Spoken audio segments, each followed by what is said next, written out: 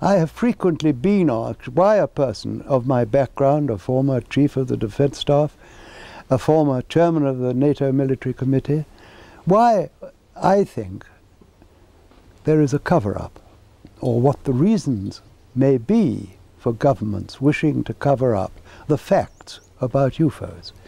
And a number of explanations have often been put forward, of which the most frequent and perhaps the most plausible is that the governments concerned, which are primarily that of the United States and that of my own country, believe that if they told the truth, which is that there are objects in our atmosphere which are technically miles in advance of anything that we can deploy, that we have no means of stopping them coming here, and that we have no defense against them should they be hostile, that, I believe, is because governments fear that if they did disclose those facts, people would panic.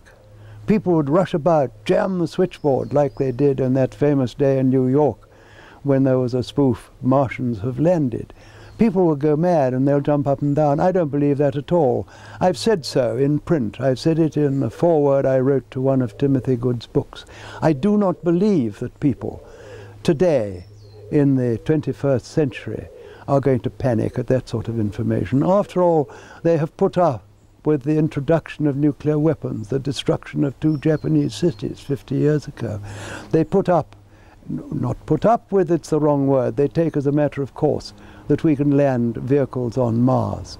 They land to the precise instant forecast years before, vehicles on distant planets. Why should they panic? They're much more interested in this country in doing the pools or the lottery. They shrug their shoulders and take it as a matter of course. Anyway, they don't trust politicians, in my experience. So I believe that that is the most likely explanation. There are, of course, others, but I think I'll have to settle for that. What I'd like to say is that there is a serious possibility that we are being visited and have been visited for many years by people from outer space, from other civilizations, that it behoves us, in case some of these people in the future or now should turn hostile, to find out who they are, where they come from, and what they want.